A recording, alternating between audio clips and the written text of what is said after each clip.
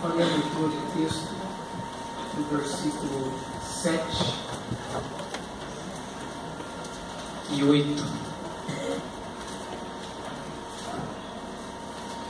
Enquanto você está procurando o texto, quero dizer aos irmãos que a minha esposa não está aqui comigo, meu filho, porque a minha filha, acho que uma mudança de clima na cidade, aqui é muito quente, a Virgínia é um pouco mais fresco.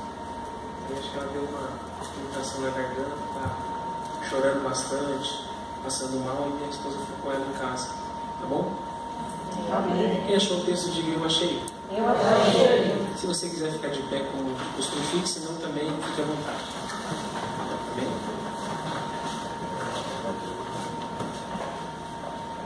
Eu vou ler aqui no telão, tá bom? Diz assim: E ao anjo da igreja que está em Filadélfia escreve: Isto diz o que é santo, o que é verdadeiro, o que tem a chave de Davi, o que abre e ninguém fecha, e fecha e ninguém abre. Conheço as tuas obras, eis que diante de ti pus uma porta aberta, e ninguém pode fechar. Tendo por pouca força, guardastes a minha palavra, e não negastes o meu nome. Amém? Amém? Amém? Amém. Tome seu assento em nome de Jesus.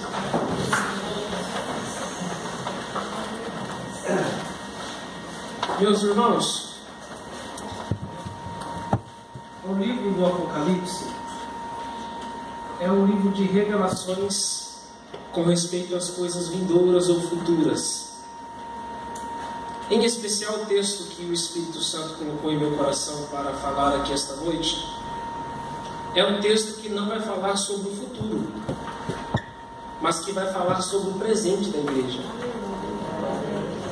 O capítulo 3 da carta do Apocalipse é o capítulo onde vai ser narrado a situação atual de 7 igrejas. Quantas igrejas? 7.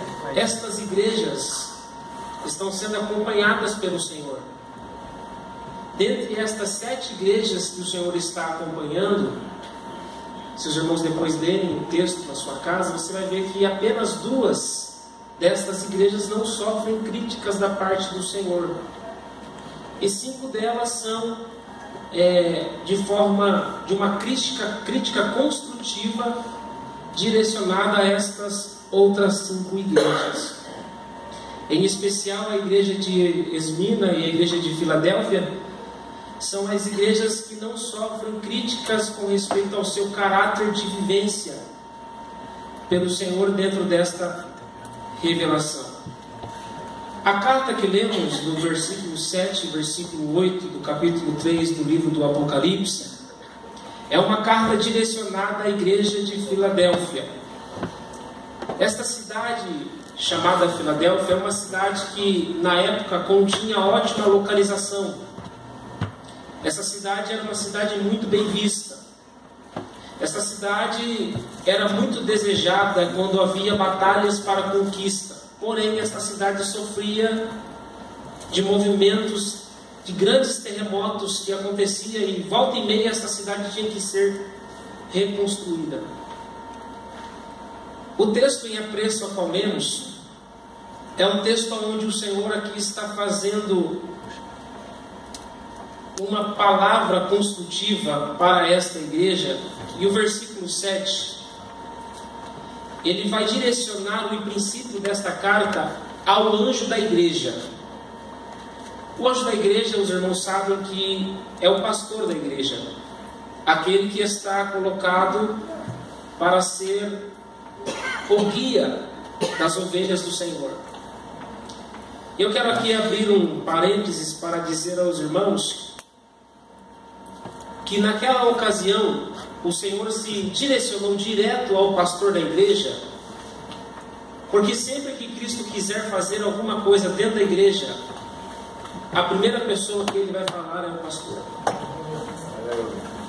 O pastor tem a autoridade máxima dada por Deus dentro da igreja. Ovelhas que não obedecem à voz do seu pastor estão andando no sentido contrário à vontade de Deus. Quando Deus, dando esta visão a João, ele disse: escreve ao anjo da igreja. Deus está direcionando a autoridade daquela igreja sobre o pastor da igreja. E é interessante quando nós falamos de liderança, porque Deus ele sempre privou da responsabilidade e autonomia sobre os seus líderes. Por exemplo, quando nós pegamos a Bíblia Sagrada e abrimos no livro do Êxodo, capítulo 3, a Bíblia vai dizer que Deus está chamando Moisés. Moisés está tendo uma visão de uma sarça que não se consumia, e ali o Senhor fala com ele. O texto vai dizer: e disse o Senhor a Moisés. Deus o escolheu para ser um líder. Aleluia. No livro do Josué, capítulo 1, versículo 3, depois de 40 anos que Moisés havia sido tomado para o Senhor, o texto em apreço vai dizer que Deus torna outra vez a falar com Josué. E o texto diz que a palavra que Deus vai falar para Josué é a mesma palavra que Deus falou com Moisés. O episódio bíblico é o mesmo em tempo diferente. Os personagens mudaram. As coisas evoluíram. O tempo se passou. As pessoas mudaram. A liturgia mudou. O culto já não era mais o mesmo, mas o Deus continuava sendo o mesmo. Deus vai falar com o líder e depois ele vai voltar a falar com o líder da sociedade onde eles estavam sendo pastoreados, que agora na ocasião era Josué. Tudo havia mudado, mas os princípios de Deus ainda permaneciam os mesmos. Hoje em dia as coisas estão um pouco diferentes, porque tem gente que quando o pastor fala alguma coisa quer dar de dedo na cara do pastor. Tem algumas igrejas por aí que o pastor não manda mais. Eu vou falar da cidade onde eu morava. Tem algumas lá em Itapetininga que o pastor não tem autonomia para fazer nada, porque quem manda na igreja são os membros. Então nós devemos entender uma coisa: o princípio de Deus para a igreja é Ele sendo o Senhor, o pastor pastoreando a igreja e as ovelhas obedecendo a voz do seu pastor. Se você não obedece a voz do seu pastor, é impossível você obedecer a voz de Deus. Pastor, o senhor está dizendo que a voz do meu pastor é a voz de Deus? Sim, eu estou dizendo isso. Se ele estiver dentro de um princípio bíblico, debaixo da autoridade de Deus, e você estiver desobedecendo ao seu pastor, você está indo contra a vontade de Deus. Amém? Então, o Senhor aqui ele está falando direcionado diretamente ao anjo da igreja. E ele vai dizer: escreve e diz: aquele que é santo, aquele que é verdadeiro, aquele que tem a chave de Davi, o que abre e ninguém fecha, e o que fecha e ninguém abre. O que é interessante dentro do texto, escute, eu vou dizer uma coisa para vocês, é que aqui o Senhor está se revelando como o Senhor das 7 igrejas. Mas quando nós vamos olhar para as 7 igrejas, nós vamos perceber que nem todas as 7 igrejas são do Senhor. Vou repetir. O Senhor se revela como o Senhor das 7 igrejas, mas nem todas as 7 igrejas se revelam como igrejas do Senhor. E quando nós pegamos aqui dentro do texto, ele vai dizer: a primeira característica de uma igreja que me reconhece, ela entende que o meu caráter é santo. Aquele que está escrevendo não é qualquer um, aquele que está escrevendo é santo. A palavra santo, dentro do seu original, ela significa aquele que é separado. Dentro de uma terminologia, ela vem de um sentido de kadosh, ou seja, ele é sem contaminação, ele é sem mácula, ele é sem dolo. Coloca para mim Isaías capítulo 6, versículo 3. que Deus é um Deus santo, nós percebemos que Deus é um Deus que chama pecadores e os santifica. Graças a Deus, aleluia. Uma igreja que é a igreja do Senhor não pode permanecer no ato do pecado ou do erro. Isaías capítulo 6 e versículo 3, o texto diz que lá no céu, diante do trono de Deus, e eles clamavam uns para os outros, dizendo: Santo, Santo, Santo é o Senhor dos exércitos, e toda a terra está cheia da sua glória. Deus é um Deus santo, reverenciado pelos seus anjos, pelos serafins, pelos querubins. E Ele também deve ser reverenciado pela sua igreja como um Deus santo. Amém? Ele é santo.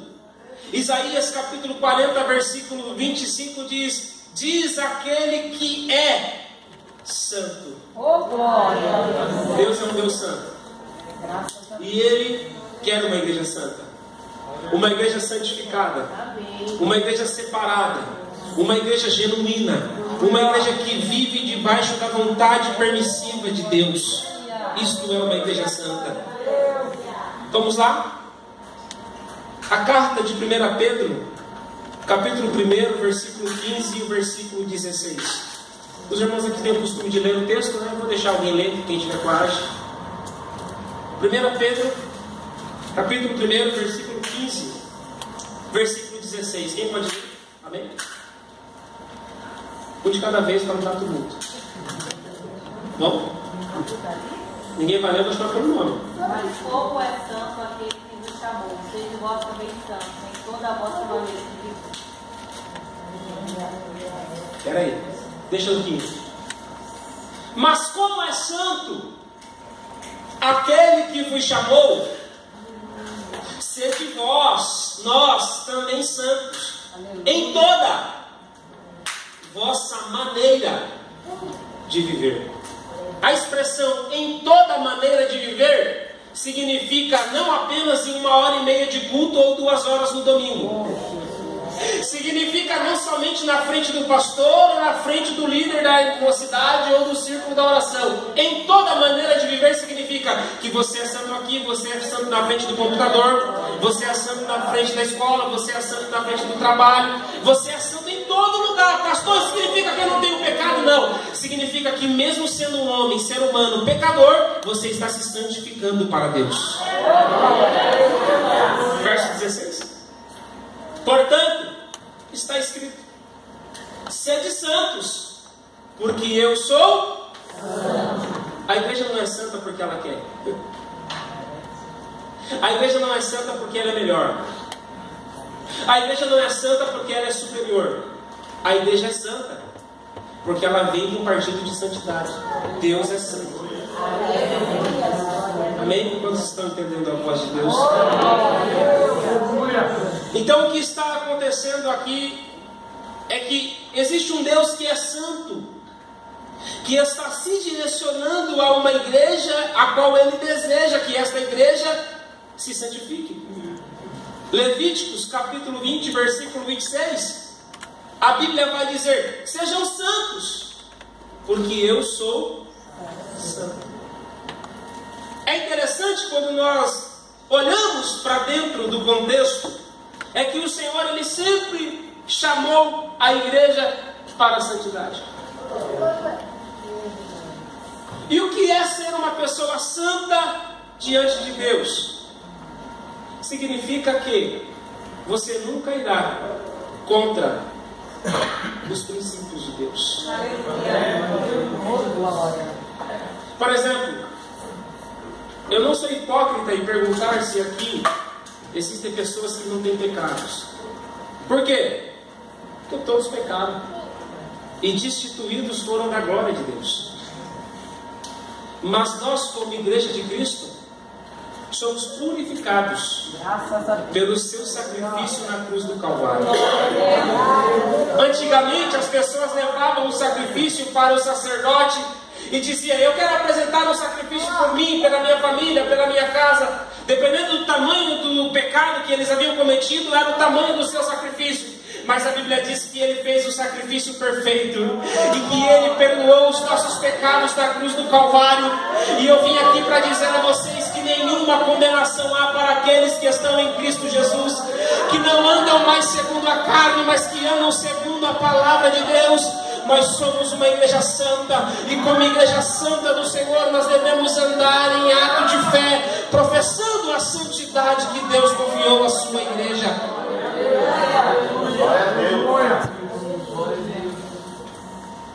A escolha de Deus por mim e por você foi uma escolha consciente. Por quê?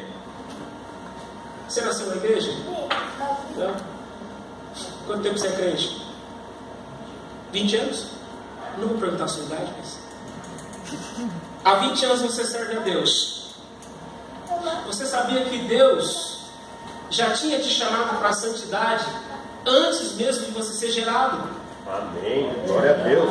Glória a Deus. O que a gente precisa entender é uma coisa: nós não estamos aqui por acaso, ou porque alguém pregou uma mensagem motivacional, ou porque alguém pregou um grande sermão. Não, não, nós estamos aqui porque Deus já tinha nos escolhido. Efésios capítulo 1, versículo 4. Aleluia. Aleluia. Deus. Escute, alguém quer ler? Como também nos elegeu nele antes da fundação do mundo, para que fôssemos santos e irrepreensíveis diante dele em amor. Como também nos elegeu nele antes da fundação do mundo, antes que tudo isso aqui existisse, antes que Ele formasse Adão, antes mesmo que Ele criasse as estrelas, o sol, a lua, antes que Ele fizesse a separação entre águas e águas, a Bíblia diz que Ele já havia nos elegido nele para que fôssemos santos e irrepreensíveis diante dele em amor. Sabe o que Deus está dizendo para mim e para você? Antes que você pensasse em existir, Ele já tinha te qualificado para a santidade do Senhor. Ele já tinha te chamado e te elegido para a obra do Senhor. Alguém olha para si mesmo e diz: Deus, eu não tenho capacidade, eu não consigo vencer as minhas provações, as minhas tentações. E Deus te trouxe aqui para lhe dizer: Ele te conhece, sabe das suas dificuldades, das suas delimitações, mas Ele te escolheu. Antes de tudo, Ele te escolheu. Eu vou mais além. Antes do pastor te escolher para ser alguém na casa de Deus, o Senhor já tinha te escolhido. Antes de você ser consagrado ao diaconato, ao presbitério, antes de você ser honrado por Deus para ser líder de alguma coisa dentro da casa do Senhor, Ele já tinha te escolhido. Oh, glória! Se alguém pode, que entenda a voz de Deus aqui esta noite. Oh, glória a Deus. Pastor, mas eu peco demais, eu sou errado. Fica tranquilo.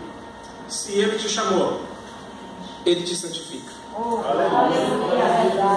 O problema é que o processo de santificação é um processo dolorido. Como é que se purifica o ouro? O fogo. Quanto mais quente for o fogo, mais fino fica o ouro. Santificação é um processo. Santificação não é um estado parado, mas é um estado contínuo, ou seja, está sempre em aperfeiçoamento. Ninguém pode bater no peito e dizer: eu sou santo mais do que as outras pessoas. Não, porque todos nós estamos sujeitos ao erro, sujeitos ao pecado, mas nós estamos andando em um período de santificação para Deus. E quando nós estivermos prontos, preparados, ou o Senhor voltará a buscar a sua igreja, ou nós seremos de uma forma ou de outra tirados dessa terra, porque o Senhor nos escolheu para sermos santos. Amém? Glória a Deus. Ele é o santo que está escrevendo a igreja. Aí o texto diz assim, ó: aquele que é santo e também aquele que é verdadeiro. Verdadeiro significa aquele que não há engano.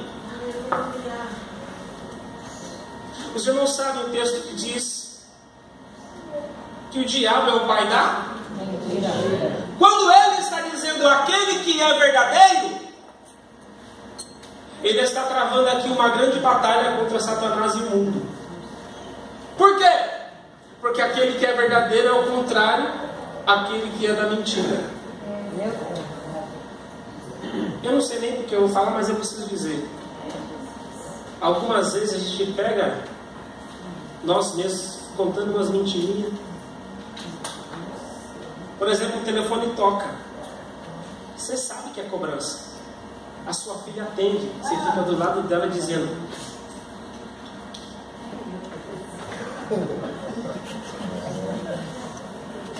quando alguém bate no portão da tua casa e você não quer atender, você vai lá e diz: fala que o papai saiu.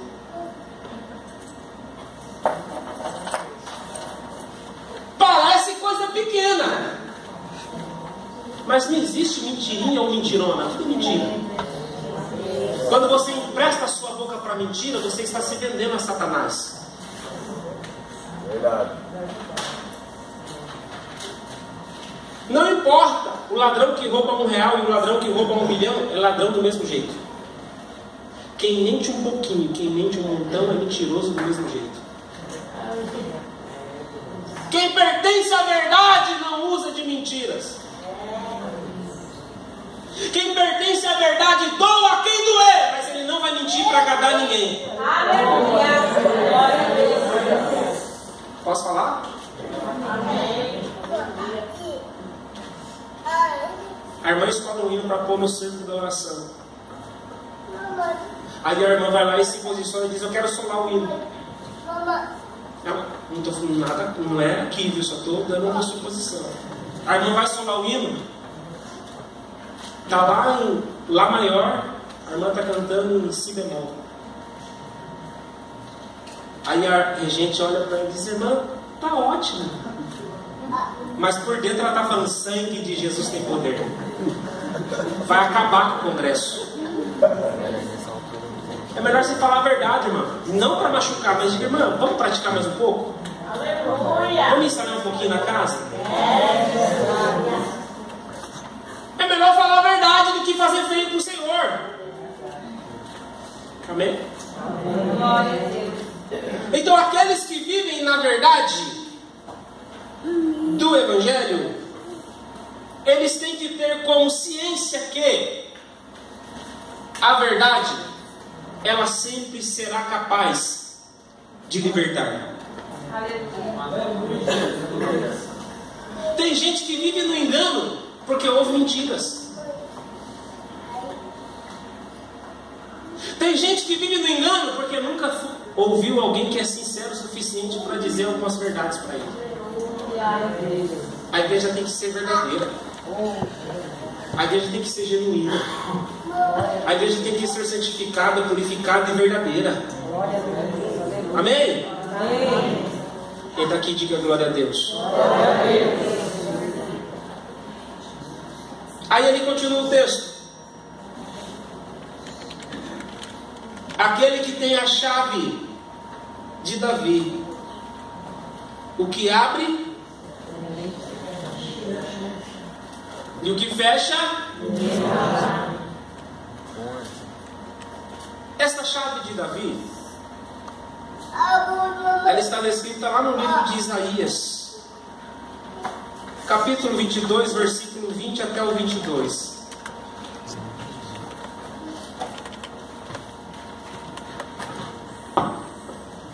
Isaías 22, 20 ao 22, amém? Alguém pode ler, por gentileza? Será naquele dia que eu chamarei meu servo Eliaquim, filho de Hilquias, Continua. e vesti-lo-ei da tua túnica, e cingirei-lo-ei com o teu cinto, e entregarei nas tuas mãos o teu domínio, e será como Pai para os moradores de Jerusalém e para a casa de Judá.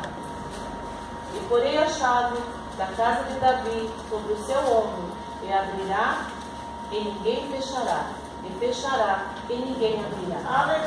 A chave descrita em Apocalipse é esta chave que está sendo ratificada do livro de Isaías. Mas o que é interessante é que esta chave, ela significa poder e domínio, controle. O texto está dizendo: aquele que tem a chave de Davi, o que abre ninguém fecha, e quando ele fecha, ninguém abre. Esta chave é uma autoridade de Cristo, e quando nós abrimos a palavra de Deus dentro de uma cultura, de uma história, nós vamos entender que esta chave ficava na mão do tesoureiro, e tudo que era para ser conquistado pelo reino ou para sair do reino tinha que passar através desta chave. Ou seja, quem tinha esta chave tinha o controle, era a chave do reino, e esta chave do reino foi entregue para Pedro. Mateus capítulo 16.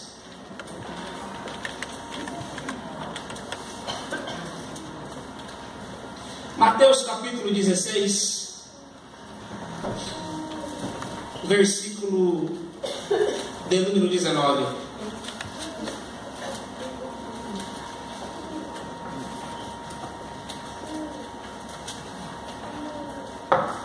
Eu quero que alguém desse lado aqui leia. Pode ler.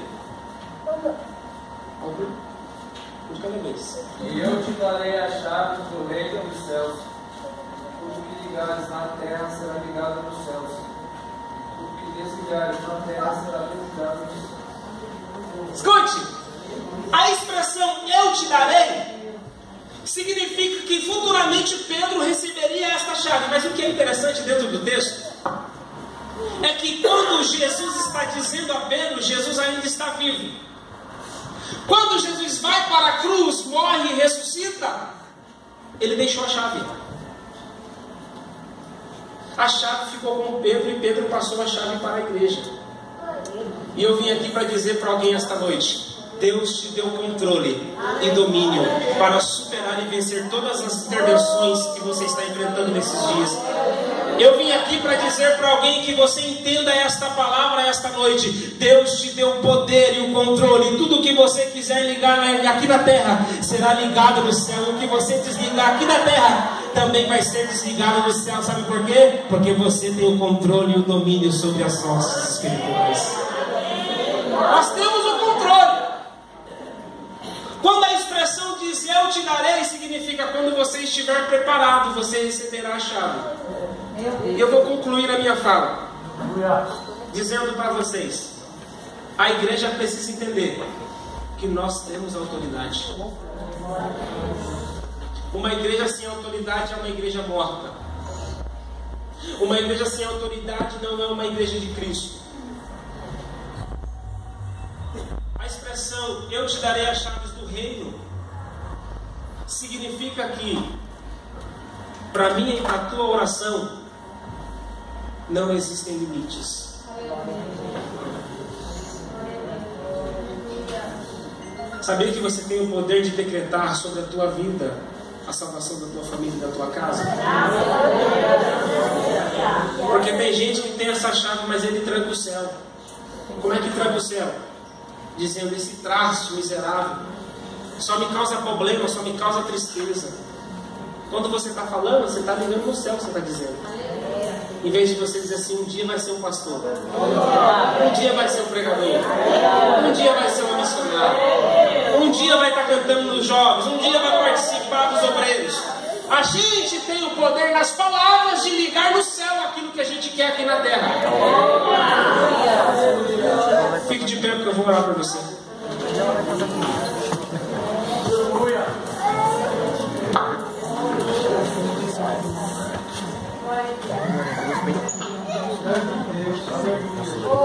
Este domínio,